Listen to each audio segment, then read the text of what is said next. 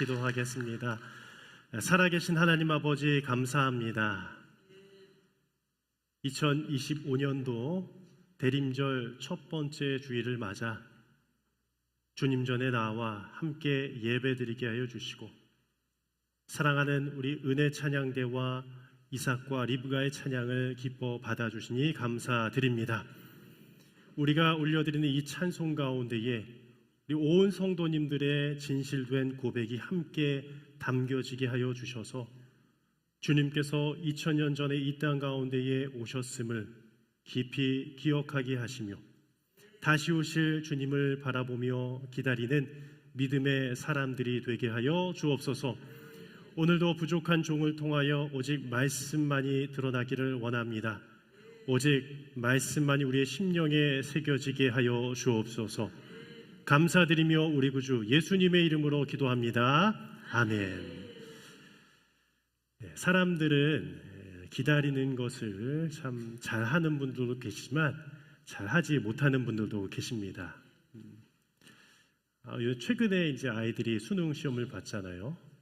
이제 발표가 12월 5일쯤인가요? 나게 될 텐데 그 수능 시험 결과 때문에 아이들이 그리고 부모님들이 조마조마한 가정들이 있다고 합니다.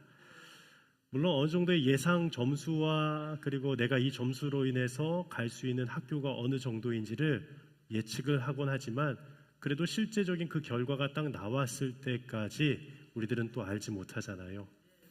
그래서 그 부모님들은 끝까지, 학생들도 끝까지 기도하면서 또 기다린다는 것입니다. 저도 예전에 여러 가지 또 기다림 가운데 있었던 것 같아요. 첫 사역을 시작할 때에 한 교회에 이제 입사 지원서를 넣었죠. 또 저희들도 입사 지원서를 넣었는데요. 그 교회에서 한 번은 이렇게 오라고 한 거예요.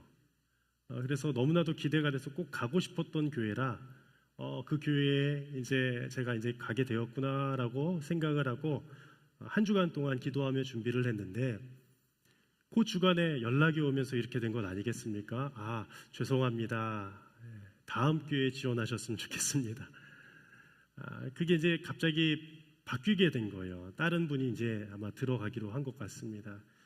파트 전도사 때에 그때 당시에 저희가 보통 한 사례도 얼마 받는지 우리가 물어보지도 않잖아요. 보통 한 7, 80만 원 받거든요. 근데 그 전도사 사례를 저희가 받으면서 저희가 소명 아니면 그때 어떻게 사역했겠습니까? 그런데 또 기다릴 수밖에 없었던 것 같아요.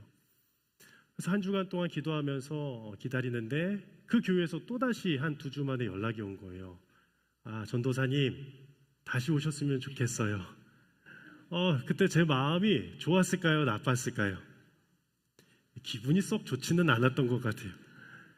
왜냐하면 저희가 이 구조상 제가 얼핏 들은 얘기인데 거기서 이제 내정자가 있어서 이렇게 들어가기로 됐나 봐요. 그러니까 제가 그 중간에 안 된다라는 얘기를 듣고 마음이 너무 힘들었던 거예요. 그래서 기도 가운데 새로운 사역지를 찾아야 되겠다 싶었는데 다시 연락이 왔을 때 제 마음 가운데에는 이 길이 아닌가 보다, 더 기다려야 되겠다라는 생각을 주셔서 한동안 동안 사역지를 찾지 않고 더 기다렸던 기억이 있습니다.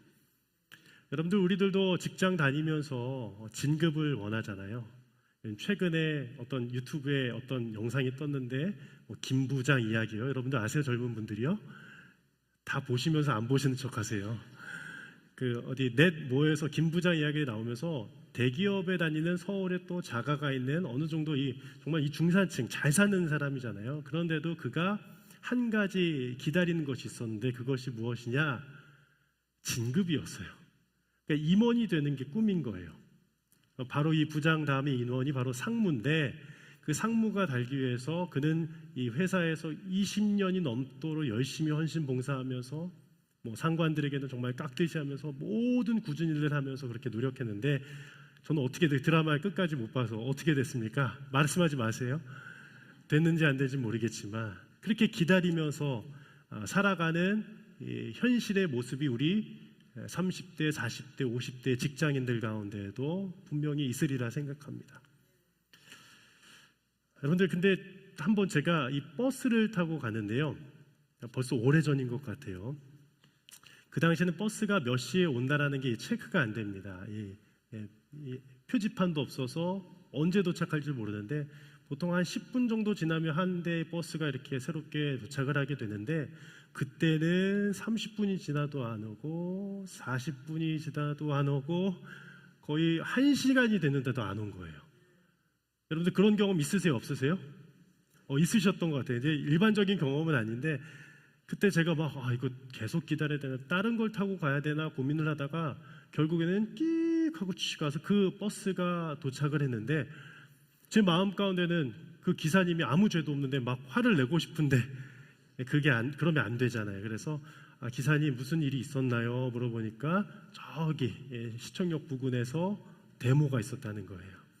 그러니까 길거리 시위가 있었던 것을 모르고 마냥 기다리고 있었어요. 그때 제 기억에 뉴스에도 막 거의 주차장처럼 되었다라는 얘기가 있을 정도로 이렇게 버스가 지연되었던 일들이 있었습니다.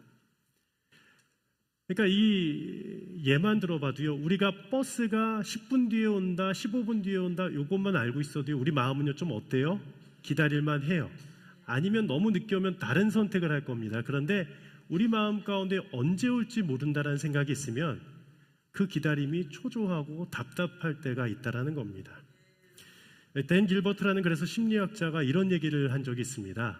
나쁜 뉴스를 듣는 것보다 더 스트레스를 받는 거는 이 소식이 더디 오는 것이다라는 거예요. 즉 이 기다림 가운데 불확실성 가운데에 살아가는 것 자체가 우리들에게는 긴장감을 주고 기다리면서 힘들게 만든다라는 것이겠죠. 그래서 저는 신앙적으로도 그러할 때가 참 많았던 것 같아요. 여러분 제가 한번 질문을 드릴게요. 주님은 언제 오실까요? 2000년 전에 이 땅 가운데 오신 줄 믿으세요? 근데 사도행전 1장 11절 말씀 가운데 보면 이런 말씀 있잖아요. 이르되 갈릴리 사람들아 어찌하여 서서 하늘을 쳐다보느냐 너희 가운데서 하늘로 올려지신 이 예수는 하늘로 가심을 본 그대로 어떻게 하시리라? 오시리라.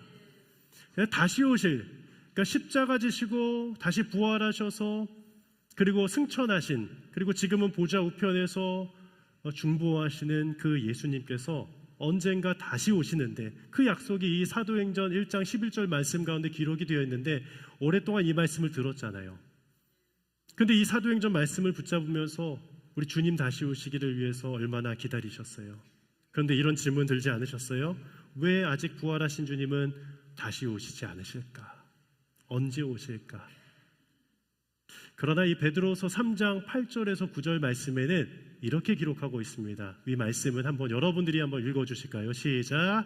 주의 약속은 어떤 이들이 더디다고 생각하는 것 같이 더딘 것이 아니라 오직 주께서는 너희를 대하여 오래 참으사 아무도 멸망하지 아니하고 다 회개하기에 이르기를 원하시느니라. 말씀에 보면 주의 약속은 어떤 이들이 더디다고 생각합니다. 그런데 더딘 것이 아니란 것이요. 왜요? 그 후반절의 말씀에 나와 있죠. 오직 주께서 너희를 대하여 어떻게 하사? 그래서 하나님의 오래 참으심의 성품이 담겨져 있는 거예요. 여러분들 많은 사람들이 주님 빨리 오시옵소서 빨리 오시옵소서 하지만 우리의 그 기도에 주님도 움직이시겠지만 언젠가는 우리의 뜻대로 되는 것이 아니라 하나님께서 원하시는 때에 오신다라는 것이에요. 이 A.W. 토저 목사님의 그의 책 The Pulse of God에 보면은 이런 내용이 있습니다. 시간이 하나님의 주권 가운데 있다는 표현인데요. 하나님은 결코 서두르지 아니하십니다라는 거예요. 그분께는 뭐가 없어요? 마감 시간이 없다라는 거예요.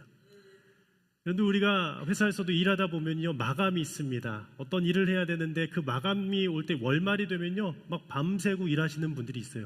왜냐하면 사람들이 정해놓은 이 데드라인이 있기 때문입니다. 그런데 중요한 것은 하나님은요 그 데드라인, 사람이 해놓은 그 선 가운데 시간 가운데에 거하시는 분이 아니시라는 거예요. 하나님은 하나님의 타이밍 가운데에 거하시는 분이시라는 것입니다.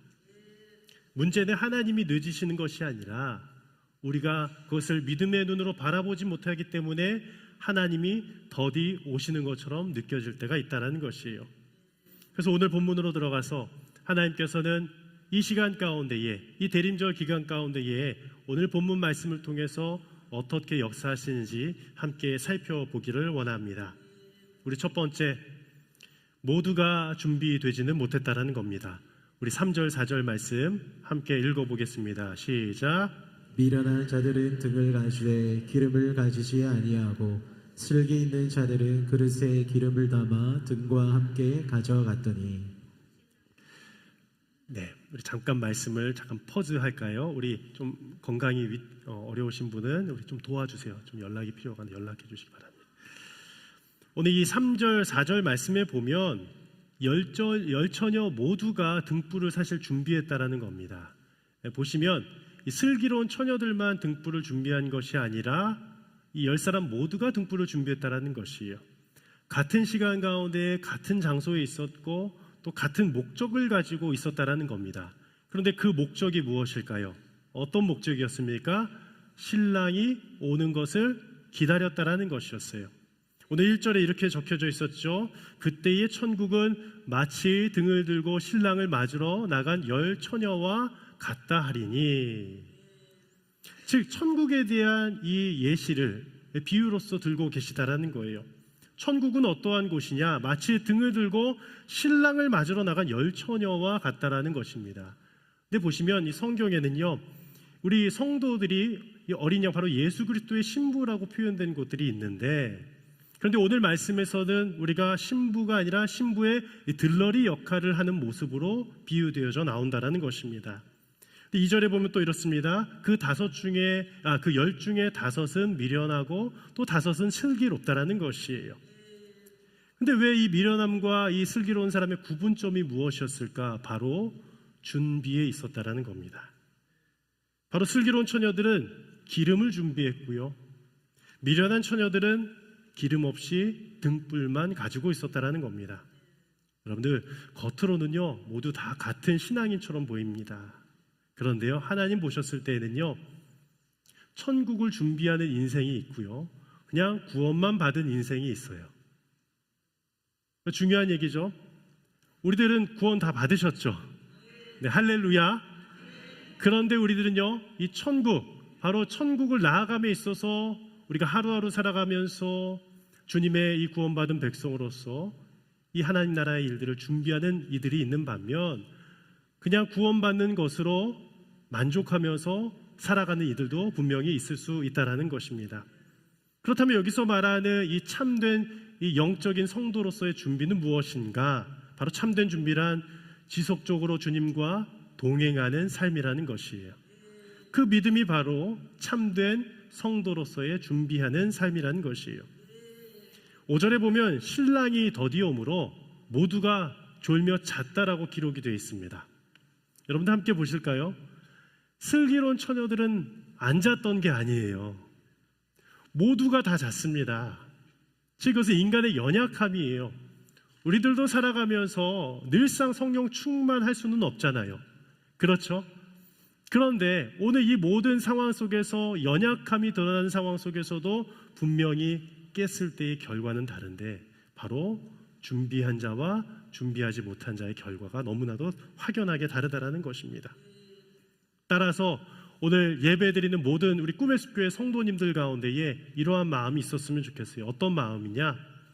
신랑, 바로 우리 예수 그리스도께서 언제 오실지, 다시 오실지는 모르지만 날마다 예배 가운데에, 말씀 가운데, 기도 가운데에 우리의 신앙을 점검하며 준비하는 복된 성도님들이 되시기를 진심으로 축복하며 기도합니다.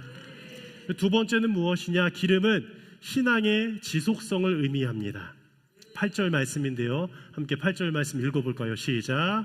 미련한 자들이 슬기 있는 자들에게 이르되 우리 등불이 꺼져가니 너희 기름을 좀 나눠달라 하거늘. 오늘 8절 말씀에 보면 미련한 자들의 행동이 나옵니다.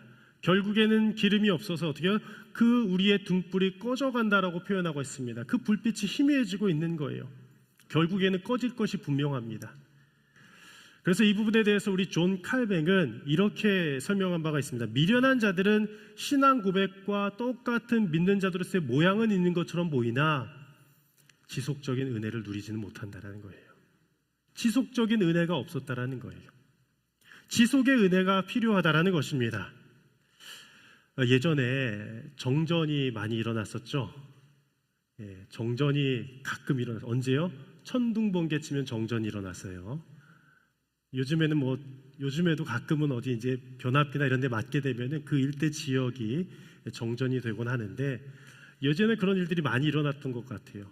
우르르 쾅쾅 한번 천둥이 치고 한번 정전이 있었어요. 저희 어머님 불렀습니다. 흥찬아, 가져와라. 뭐 가져와요? 사진 한번 보여주실까요? 여러분들 아세요? 저 양초, 큰 양초가 이 박스에 한 뭐 몇 개씩 들어 있었고요. 그 오른쪽에는 뭐가 있어요? 팔각형짜리. 저 꼭 팔각형이어야 돼. 옛날에는요. 저 성냥이 있었어요. 저희 집에는 담배 피는 사람도 없었는데, 예. 그런데 저 성냥이 왜 구비되어 있었을까요? 늘 불이 꺼지면 저거 켜야 됐거든요. 그리고 더 전에는 뭐 했었어요? 연탄불 피울 때도 저게 필요했습니다. 번개탄 피울 때. 그런데 이 양초를 키우고 나서 이게 양초가 점점 더 꺼져가는데, 어느 날에는요 이게 거의 몽땅 연필처럼 자그만해진 거예요. 불이 더 꺼져갈 것 같았습니다. 그러면 어떻게 돼요? 승찬아, 또 가져와라 하면 어디에요? 그 위치 있는 데 가서 가져오는 거예요. 그렇죠? 근데 그 위치에 고스란히 그게 있어야 되는데 어느 날 그게 없어요. 그러면 어떻게 해요? 깜깜한 막 불이 다시 켜질 때까지 기다려야 되는 거예요. 준비가 필요했습니다. 그런데 이 당시 등불은요, 우리 예수님 사시던 당시의 등불은요, 이 양초가 키워졌었던 것은 아니지만 그 심지가 있었고 그 안에다가 올리브유, 감람유를 넣어서 그 불을 켰습니다. 성전에서도요, 그 메노라라는 그 성전 이 금촛대를 키울 때에 그 기름들을 계속 제공하는 역할을 누가 했느냐? 제사장들이 했다라는 것이었어요. 레위인들이 했습니다. 한번 이것을 우리들의 삶 가운데 한번 적용해 보면 우리들에게도 그런 촛대가 계속 불이 켜져 있어야 되는데, 바로 우리의 심령 가운데 이 촛대를 불 밝혀줄 수 있는 그분은 누구신가? 바로 성령님밖에 없으시다라는 거예요. 이 기름은 신앙의 지속성을 의미하는데, 우리의 신앙이 끝까지 하늘나라 가는 그날까지 지킬 수 있는 그 은혜가 누구에게 있느냐? 성령님께만 있는 줄을 꼭 기억하시기를 바랍니다. 그것이 바로 이 신앙의 지속성이라는 것이에요. 등불이 바로 예수님 오시는 그날까지 켜져 있어야 돼요. 근데 어떤 분들 그 등불이 너무 희미한 거예요. 저는 이 자리에 계신 분들은 그 불빛이 희미하지 않길 바랍니다. 더 활활 타오르기를 바랍니다. 바로 그 지속의 은혜가 성령의 충만함 가운데 날마다 일어날 수 있다는 것이에요. 여러분들, 이 다윗이요, 기름 부음 받았을 때요, 성경에 이렇게 기록돼서 여호와의 영이 다윗에게 임하매 어떻게 해요? 그가 형통의 길을 걸어가는 것이에요. 전쟁에서도 승리할 때, 성령으로 충만할 때 그는 전쟁에서 이길 수 있었습니다. 시편 1편 2절 말씀처럼 오직 여호와의 율법을 주야로 묵상하여 날마다 그 말씀을 묵상할 때, 성령 충만함 가운데 나갈 때에 그는 그의 삶을 성령님 안에서 지킬 수 있었다는 것이에요. 그의 마음도 지킬 뿐 아니라 그의 입술도 지킬 수 있었고요, 그의 행동도 지킬 수 있었습니다. 여러분들, 주님은 언젠가 다시 오시는데요, 우리가 행동적으로요 세상 사람들처럼 똑같이 그렇게 범죄하면서 살아간다면 주님 오실 때 기뻐하실까요? 아니에요. 그 불빛이 너무나도 희미해서 다 꺼져갈 것처럼 보인다는 거예요. 누가 보실 때? 하나님이 보실 때는 그렇게 보인다는 겁니다. 여러분들, 저는 못 봅니다. 여러분들의 불빛이 어떻게 타오르고 있는지 저는 잘 몰라요. 어떤 신앙적인 행동으로 다 평가할 수 없기 때문이에요. 그런데 진짜 주님을 기다리는 자는요, 간절함이 있고 열망이 있는데 매 주일의 예배마다 나올 때에 주님 앞에 코람도의 예배로 나오는 데에 그 심지가 활활 타오르는 것을 누가 하시느냐? 진정 성령님이 아시고 우리 삼위일체 하나님이 아실 줄을 믿습니다. 예전에 제가 올림픽 때 보면은 성화봉송이 있었거든요. 저희들도 보면 이제 올림픽 때 이럴 때 여러 마라톤 선수나 스포츠 선수들이 와서 성화봉송을 하는데, 여러분 그 불이 꺼지는 거 보셨어요? 잘 안 꺼져요. 근데 예전에 꺼졌을까요? 안 꺼졌을까요? 잘 꺼졌습니다. 그런데 그 성화봉송이, 이 성화가 하나입니까? 아니면 그 달리는 사람마다, 주자들마다 다 여러 개가 있습니까? 하나예요. 그 하나를 처음 이 그리스 아테네 그 신전에서부터 가져와서 마지막 그 개최국인 그 나라의 이 성화에 그 불을 지필 때까지 이 성화봉송에는 불이 꺼지면 안 되는데, 제가 한번 찾아보니까 이 불꽃이요, 이 외부의 불꽃과 내부의 불꽃 두 개로 이루어졌다는 걸 알게 됐어요. 그래서 이 외부에는요, 주황색 빛깔의 우리가 흔히 보는 그런 불꽃이 타오릅니다. 근데 그것은요, 바람이 불면 잘 꺼지게 됩니다. 그래서 이 내부에 불꽃이 있어야 되는데 그것을 뭐라고 하느냐, 파일럿 라이트라고 해서요, 점화불이 계속 켜져 있는 거예요. 그 심지가 그 안에 계속 있는데 파란색인데 아주 작은 불꽃이 계속 켜져 있는 거예요. 바깥에 있는 불이 꺼져도 계속 타오르고, 바깥에 있는 불이 꺼지는 것 같아도 또 타오르고. 저는 이 성화봉송의 이 불꽃을 보면서 우리들의 신앙이 이뤄야 되지 않는가라는 생각을 하게 되었어요. 여러분들, 우리의 겉모습과 우리의 외형은 흔들릴 때가 있습니다. 때로는 몸도 아프고 마음도 힘들고 신앙적으로 다운이 될 때가 있습니다.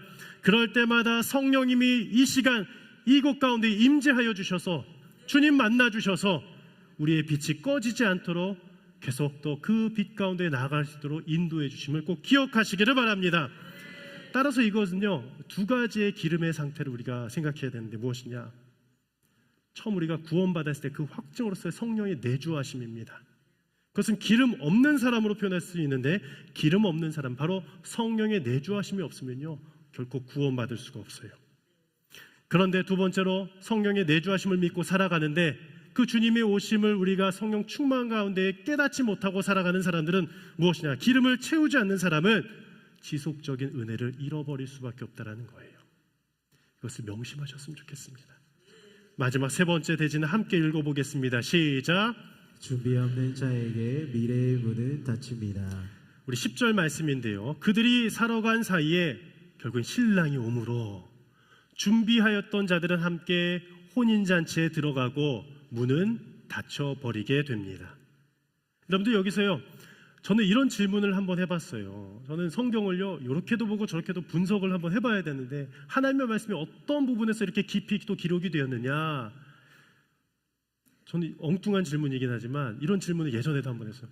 왜 그냥 기름 사러 가지 말고 그 자리에 계속 쭉 있다가 그 슬기로운 처녀 들어갈 때 살짝 들어가면 되는 거 아니야? 제가 좀 약간 야가 빠졌죠. 진짜 기름 사러 가지 말고 거기에서 그냥 계속 있다가 버티고 있다가 들어가면 되잖아요, 그렇죠? 근데 왜 하필이면 기름 사러 가가지고 그때 신랑이 와가지고 문은 딱 닫혀버려가지고 아이고 주여 주여 저 좀 열어주소서 그렇게 나오잖아요. 머리가 나빴나? 전 그런 생각도 드는 거예요. 여러분들 안 그러세요?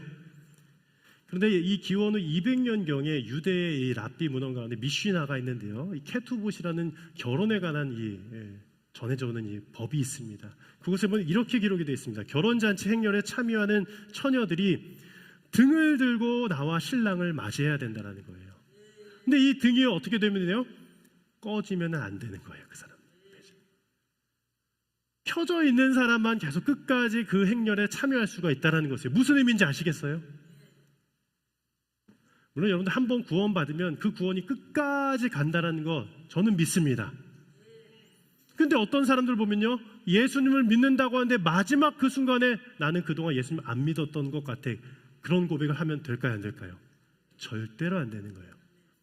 마지막의 고백도 너무 중요한 거예요. 그 시간까지 갈 수 있도록 그 기름의 등불을 아까 말씀드린 것처럼 성령님이 우리의 심령을 붙잡아 주신다는 것이에요. 따라서 꺼진 등불은 참여할 수가 없습니다. 그 구원의 반열에 들어갈 수가 없습니다. 뿐만 아니라 미래의 문도 닫혀버리게 되는 거예요. 지속적인 은혜요, 하나님께서 우리에게 예비하신 그 은혜의 보화를 우리들은 경험할 수 없게 된다는 겁니다. 오늘 이 말씀을 준비하면서 오늘 한번 이 앞에 초를 한번 보실까요? 좀 작아서 멀어서 이제 안 보시겠지만 어제 우리 미화팀이 너무 열심히 준비해 주셨어요. 성탄절 트리도 준비해 주셨고 초도 준비해 주셨는데, 초가 총 몇 개가 있습니까? 대림절 때는 보통 4개를 켭니다. 그리고 성탄절 때는 초를 하나 더 더해서 보통 5개를 켭니다. 근데 이 초마다의 의미가 담겨져 있었습니다. 첫 번째 초는요, 함께 고백해보려 소망. 두 번째, 다음 주에 이 두 초를 켤 때 두 번째는 평화. 그리고 세 번째 주, 대림절 세 번째 주 때는 기쁨입니다. 기쁨. 네 번째 주에는 이런 의미가 담겨 있습니다. 사랑. 그래서 저는 이것을 어떻게 외우느냐, 소평기사라고 외웁니다. 소평기사. 그때 외울 때 이렇게 외워요. 이 대림절의 이 초의 유래 가운데 이 소망과 평화와 기쁨과 사랑이 다 담겨져 있는데 그 주마다 이 초가 하나 둘씩 켜질 때마다 그것을 깊이 묵상했다라는 것이에요. 소망은 무엇이었습니까? 주님께서 2000년 전에 이 땅 가운데 오셨는데 다시 오실 그 주님을 소망하며 매일매일 살아가는 거예요. 평화, 기쁨, 사랑, 이 부분에 대해서는 제가 다음 주부터 계속 또 설명을 들어가도록 하겠습니다. 그런데 1839년에 독일의 함부르크에 요한 힐리 미힐이라는 목사님이 계셨습니다. 그분은 고아원을 운영하고 계셨는데 라후스라는 이 고아원에서 아이들과 함께 예배를 드리던 차에 성탄절이 다가오는데요, 아이들이 이렇게 질문했대요. 목사님, 성탄절은 결국 도대체 언제 와요? 아이들이 왜 기다렸을까요? 저 성탄절 트리에 보면 선물 꾸러미 모형들이 있잖아요. 제가 여쭤봤어요. 저게 진짜 선물이 있어요? 하니까 없대요. 근데 옛날에는요 있었어요. 그렇죠? 그래서 저는 그런 생각도 들어요. 다음에 하면 우리 여기다가 우리 어르신들이 다이소에 가서 상호명을 얘기하면 안 되는데 어디 소에 가가지고요 이 포장을 해가지고 한 5,000원짜리 이렇게 준비해가지고 여기다가 두면요 애들이 막 성탄절 예배 때 여기 우르르 많이 나오잖아요. 한 막 150명 이렇게 나오잖아요. 아이들이요. 그 아이들이 하나 둘씩 가져가면 얼마나 좋을까. 좋으시겠죠? 남으면 우리 어르신들도 가져가시고요. 근데 여기다 이 성탄절 선물만을 기다린 게 아니라 뭐를 기다려? 그 성탄절 예배를 기다리는, 그 예배 때에 주님의 그 오심을 기다리면서 이 심령이 뜨거워지는 거예요. 성탄절이요. 그래서 이 목사님이, 이 비힐은 목사님이요, 이 큰 수레바퀴를 눕혀가지고 떼다가 거기에다가 24개의 초를 둘러오기 시작했습니다. 이 초를 어떻게 두는지 아시죠? 촛농을 이렇게 부으면 이렇게 굳어져요. 하나 둘씩 다 달았어요. 그리고 대림절 첫날부터 초 하나씩을 켜기 시작했다는 거예요. 그것을 아이들이 보기 시작했습니다. 그 초를 보면서 무엇을 생각했느냐? 성탄절을 기다릴 뿐만 아니라 다시 오실 예수님을 묵상했다라는 것이에요. 그러면서 이렇게 함께 고백했다는 겁니다. 함께 고백해 볼까요? 시작. 여러분들, 성탄절이 가까우면 우리가 기다리는 거예요. 여러분들, 우리 메리 크리스마스, 주님이 오심을 기뻐합니다라는 이 기쁨을 우리들이 얼마나 기다리고 있으십니까? 소망하고 있으십니까? 지난주 수요일 성탄 전등식을 하면서 우리 오신 성도님들에게 요만한 전자초를 하나씩 드렸습니다. 그리고 마지막 예배를 마치고 그 초를 켜고 바깥으로 나갔어요. 점등식을 하기 위해서요. 찬양하면서 나 고요한 밤 거룩한 밤 예수 나셨도다, 예수 나셨도다. 그런데 이 불빛을 제가 이 양복 안쪽에다 숨겨놨어요. 여쭤보세요. 이 빛이 보이세요? 안 보이잖아요. 성도님께 말씀드렸어요. 이 빛을 드러내시길 바랍니다. 우리의 그 초가, 이 등불 안에 있는 초가 꺼지지 않고 드러나야 되는 거예요. 그 빛을 등경에 두는 거예요. 산 위에 있는 동대가 보도록 하는 것이에요. 그게 바로 예수 그리스도께서 우리 가운데 주신 구원의 빛이자 복음의 빛인 줄을 기억하시기를 바랍니다. 말씀을 마치겠습니다. 하나님의 때는 더디 오지 않습니다. 지금 오고 계십니다. 언제 오실지는 아무도 모르지만 하나님께서 빛이 비추어진 그런 인생들과 가정들 가운데에, 그리고 하나님의 기업 가운데에 활활 더욱더 믿음의 빛이 비춰지기를 진심으로 축복하며 기도합니다.